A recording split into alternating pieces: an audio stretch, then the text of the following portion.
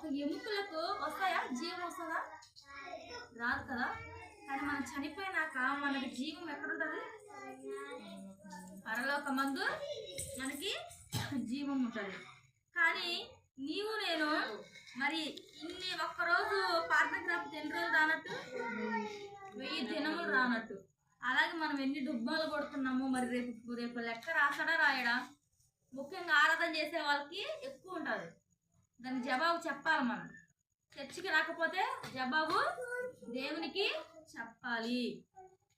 ఆడ లెక్క నువ్వు అప్పచెప్పాలి. ఎందుకు రాలేదు, దేనికి రాలేదని లెక్క మనము దేవునికి అప్పచెప్పాలి.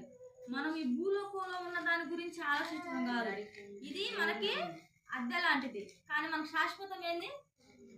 పరలోకం మనకి శాశ్వతమైన దేశము.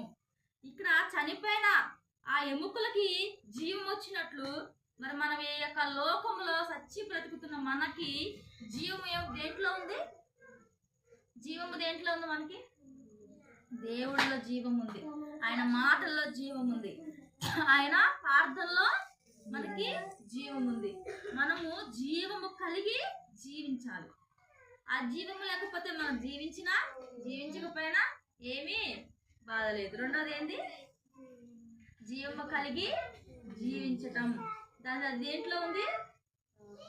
ప్రార్థనలో, దేవుడి సమయంలో, వాక్యంలో దేవుడితో మనము జీవించే వారముగా ఉండాలి. మూడోది